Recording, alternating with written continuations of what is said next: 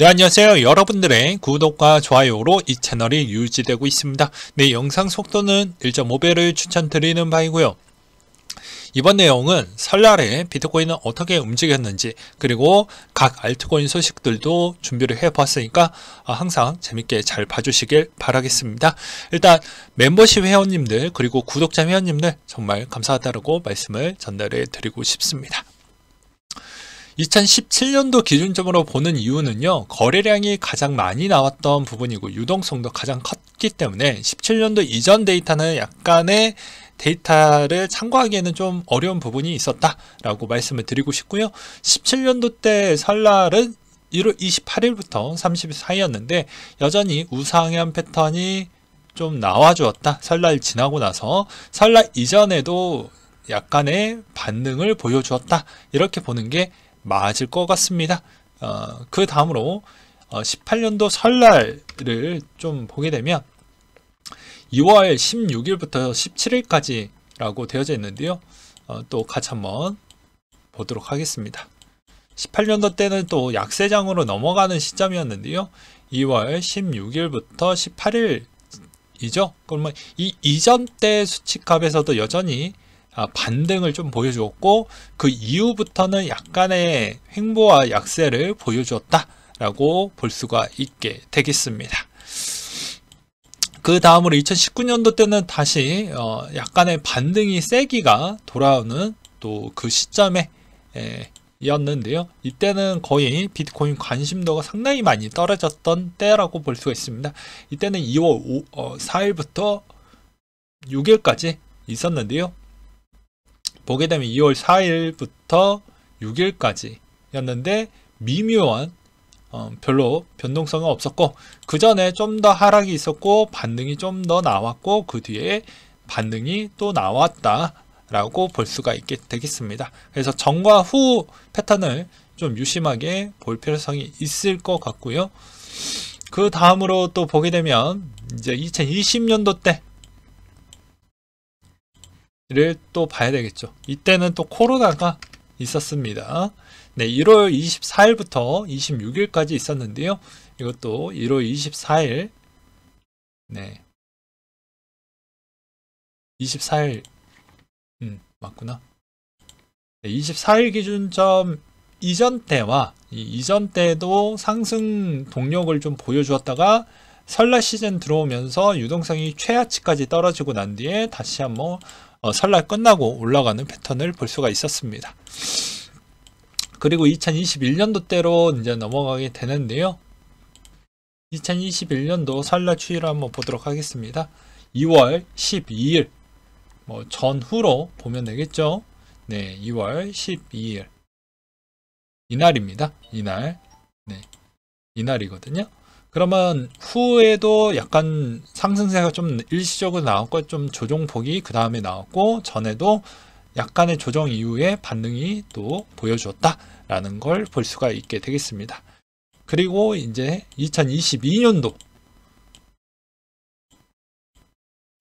때도 한번 봐야 되겠죠. 22년도 설날에는 2월 1일자였고요. 2월 1일 기준이니까 더 확인하기가 더 편하네요. 요 날짜이고 그 다음에 요 기준점으로 또 보게 되면 그 전에 좀 하락이 나왔고 반등이 좀 나왔고 그 다음에 설날 지나고 반등이 좀 나오다가 다시 약세 또는 횡보로 좀 많이 보여주었다라는 걸 볼 수가 있습니다.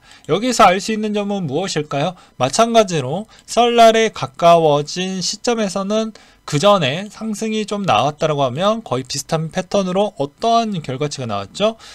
돌아가고 나서 설날 끝나고 나서 일시적으로 상승이 한 번 더 나왔다.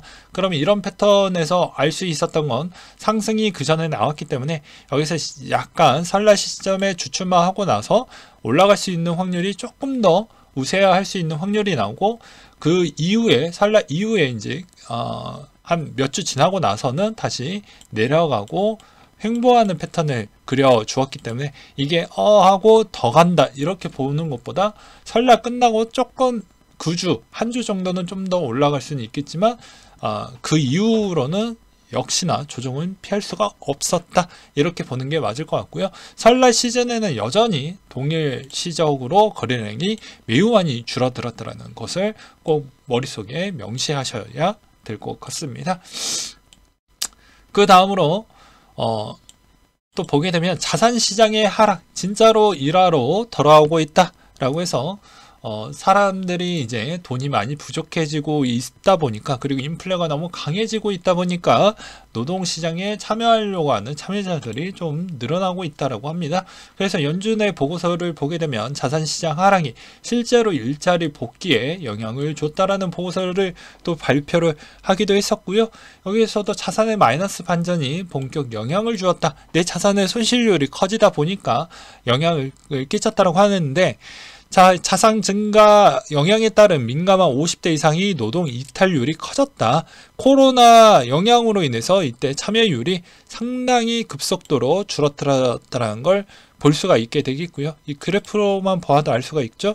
그리고 상황이 뒤집히게 되는 시작으로 노동자들이 돌아왔다고 하는데, 주식 무너지고 부동산 약간 위축기로 돌아서고 채권도 박살이 나니까 셋 다 모두 다 코인도, 여기에서도 코인도 마찬가지였죠. 그래서 어떤 자산이든 간에 다 무너지다 보니까 돌아왔다라고 이렇게 표현이 되어져 있는데, 가장 중요한 거는 무엇이냐면, 저는 그렇게 생각을 합니다. 얘가 내려와서 들어왔다라고 보기에는 대부분 투자해 있는 그런 기술 수준이 생각보다 일반 투자자들이 그렇게 높은 수준을 또 갖고 있지 않는 것과 대응도 좀 잘 안 되거든요.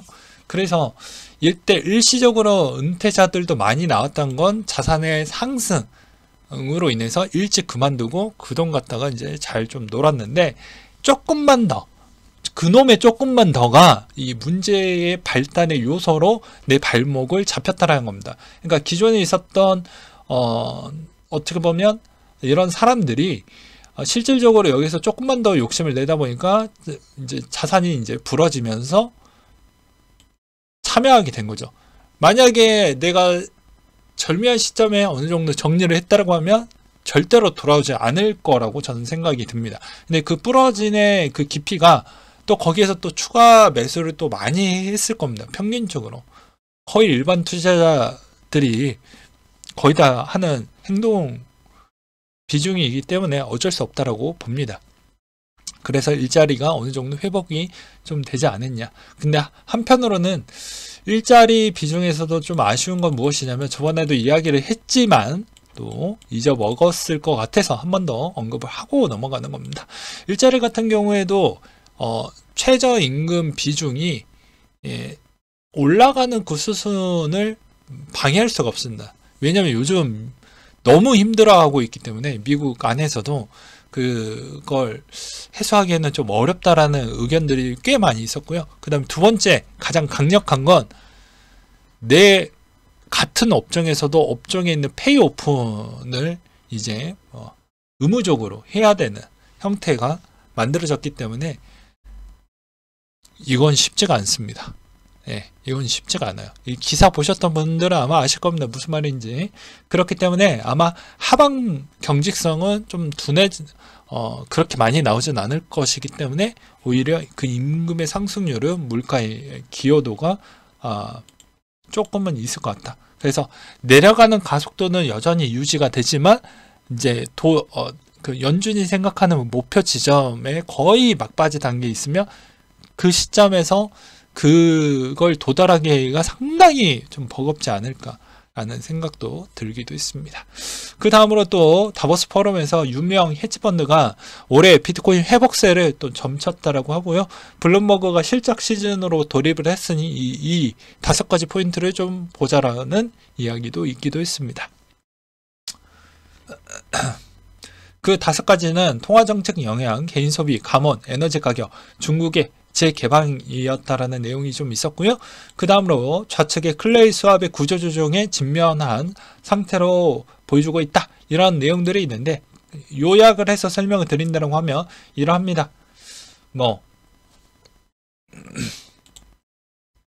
보상을 퍼주면 코인 가치는 떨어지게 되고 보상을 잠그면 이용자가 줄어드는 아주 가장 안 좋은 형태라고 볼 수가 있겠죠.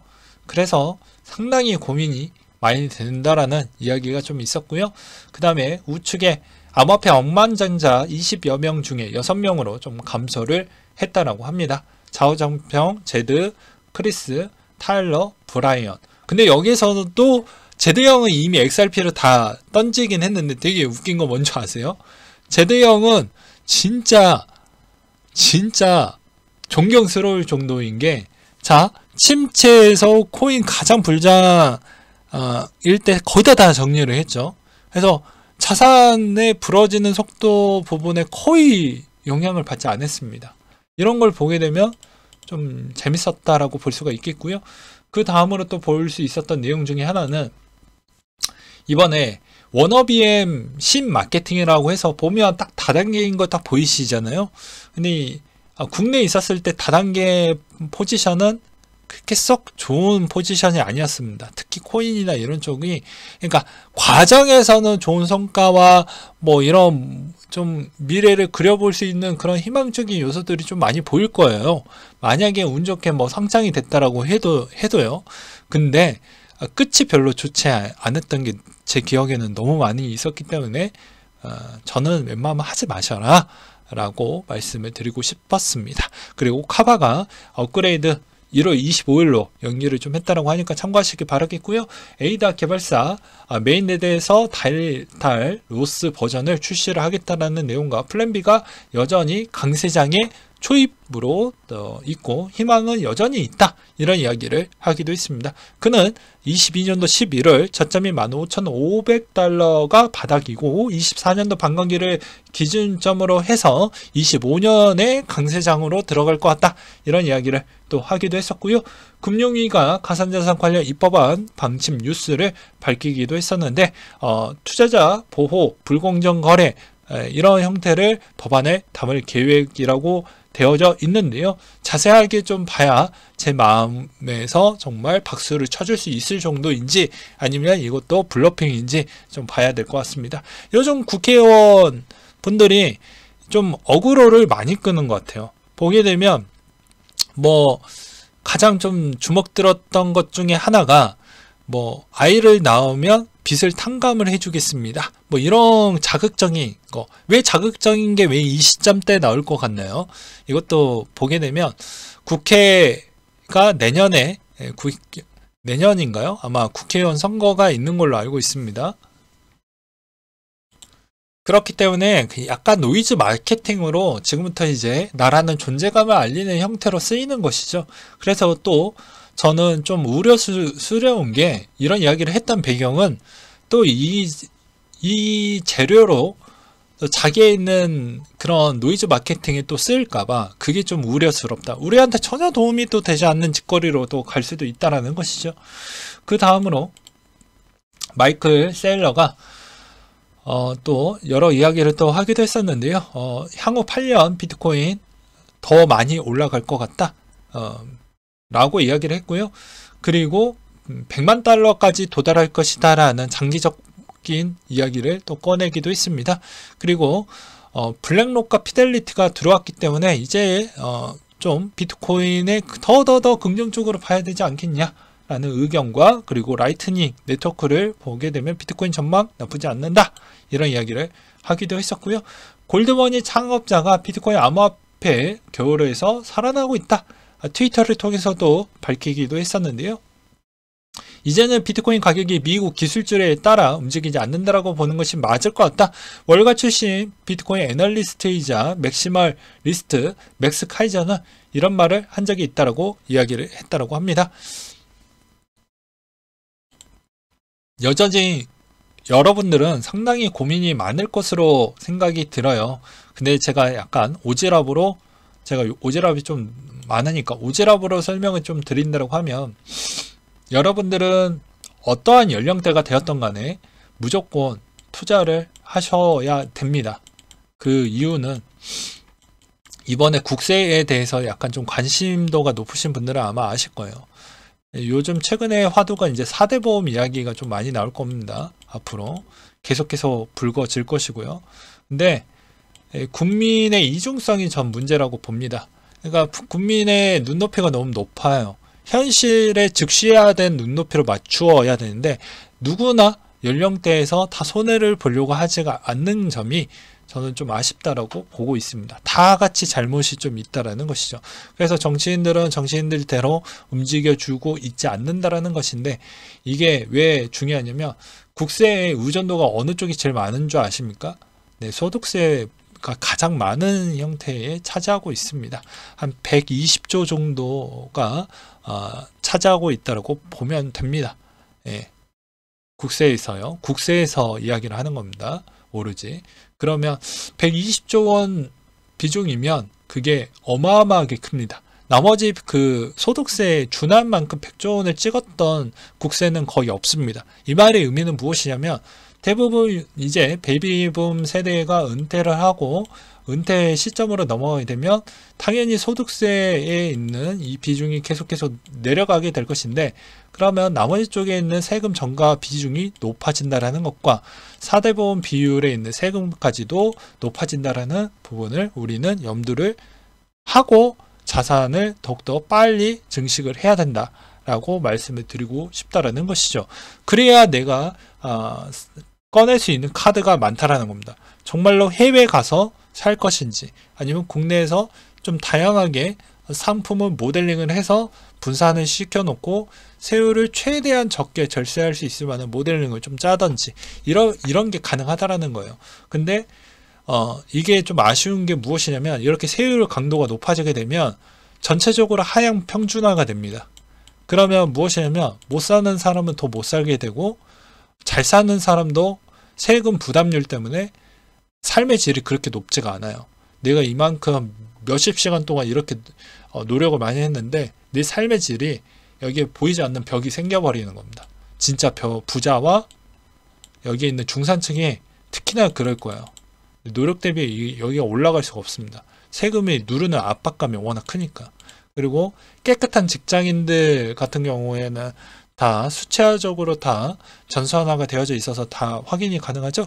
그래서 대부분 뭐 직장인이나 나머지 계셨던 구독자 회원님들이나 멤버십 회원님들도 왜 제가 이렇게 지금까지도 너 지금 쉬어도 되는데 왜 이렇게 열심히 일을 하고 있냐 라고 이야기를 볼 수가 있는 점이, 그 애매한 포지션에 있는 사람들의 피해도가 매우 높기 때문에, 그리고 기존의 부자에 있는 꿈을 조금이라도 갖고 싶다라고 하면 그걸 빨리 퀀텀 점프를 해야 비로소 더 이상 나빠지지 않는 것이지, 만약에 그 퀀텀 점프를 못했을 경우에는 그 밑으로 더 많이 추락을 할 수가 있기 때문에, 이런 재미없는 이야기, 꼰대 같은 이야기 좀 해봤습니다. 네, 이상으로 마치도록 하겠고요. 만약에 자녀가 계시는 분들은 있으면 이런 부분도 그분들이 다 부담을 지어야 되기 때문에 미리미리 깨우쳐 주시길 바라겠습니다. 포기하면 안 되고 더 뚫고 넘어가야 됩니다. 네, 그래야 비로소 고통 속에 성장이 있죠. 네. 그리고 뭐 노자가 뭐 이야기했던 내용을 한 번 더 설명을 좀 하고 넘어가도록 하겠습니다. 저는 이 말이 너무 와닿아서 뭐 저번 시간에 제가 이야기를 하려고 하다가 시간 관계에서 못했는데, 이번에는 좀 하고 넘어가는 게 맞을 것 같더라고요. 네. 우울하면 과거에 산다. 여러분들 많이 우울하면 과거에 사는 게 맞는 거예요. 왜냐면 과거에 있는 데이터에서 이렇게 많이 손실을 많이 봤으니 우울해한 거죠.